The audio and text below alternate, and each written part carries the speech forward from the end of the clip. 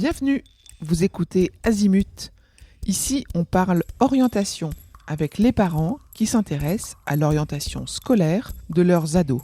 Azimut s'appuie sur des dizaines de spécialistes de l'orientation pour vous informer et vous conseiller. Vous pouvez retrouver l'ensemble des contenus, classés par rubrique et par situation, sur notre site azimut-orientation.com. Et surtout, n'oubliez pas de vous abonner à notre newsletter. Bonne écoute. Je vous propose un épisode sur le CMI, cursus master en ingénierie.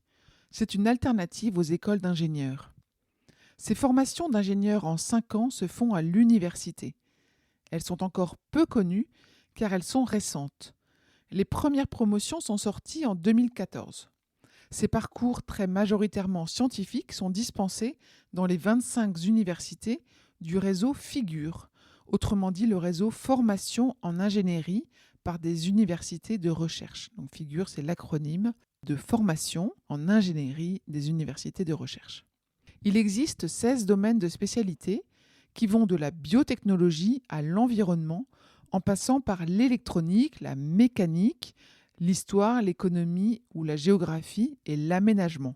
Ces formations, au nombre de 71 en 2024 sur Parcoursup, sont sélectives. Il n'y a pas de concours à passer, la sélection se fait sur dossier scolaire de première et terminale, sur lettres de motivation, mais aussi parfois sur entretien. Certaines épreuves de CMI demandent des épreuves de sélection complémentaires en plus de la procédure Parcoursup, mais pour autant les taux d'accès restent relativement élevés. Le CMI, comment ça marche ?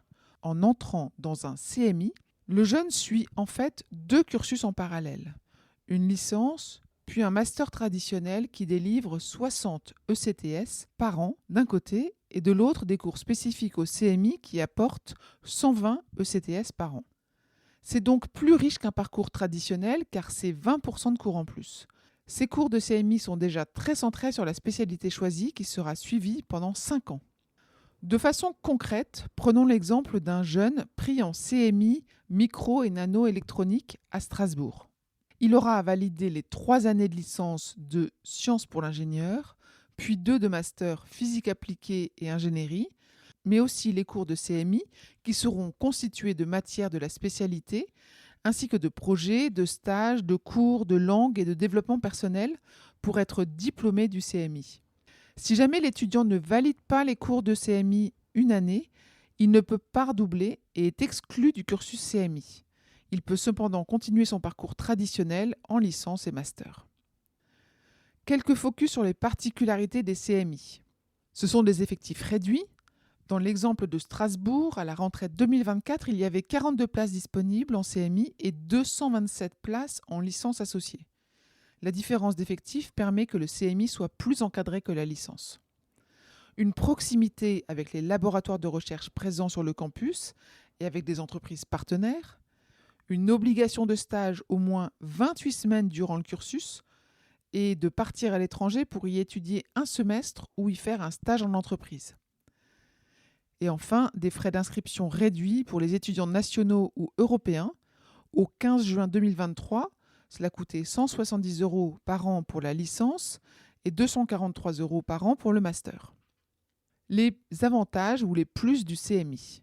Si la volonté du jeune qui suit cette formation est d'intégrer une école d'ingénieur après la licence, grâce à un dossier plus riche, ses chances sont alors plus importantes que celles d'un étudiant qui aura fait une licence classique avec un dossier moindre.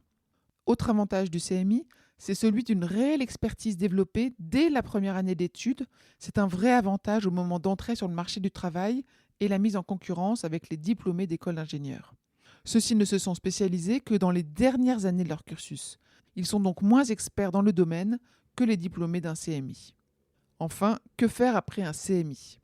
Une fois le cursus de CMI de 5 ans terminé, 30% des diplômés poursuivent leurs études à travers la recherche et le doctorat ou entrent sur le marché du travail dans des postes d'ingénieurs. Petite subtilité à connaître, seules les écoles accréditées par la CTI, la Commission des titres d'ingénieur, peuvent délivrer le titre d'ingénieur, ce qui n'est pas le cas de l'université. Le CMI sera alors reconnu comme un Master 2 en ingénierie dans le domaine choisi. Je vous retiens quelques instants. Vous écoutez peut-être sur Apple ou sur Spotify ou sur Deezer ou sur une autre application de podcast. Je voulais m'assurer que vous connaissiez l'existence de notre site azimut-orientation.com. Sur ce site, les contenus sont organisés par thématique et par situation. Ceux qui connaissent adorent et utilisent notre moteur de recherche, ce qui leur permet d'aller chercher directement le bon contenu qui correspond à leurs problématiques. Je vous encourage à vous y connecter et n'oubliez pas de vous inscrire à notre newsletter. Merci de votre fidélité et à bientôt.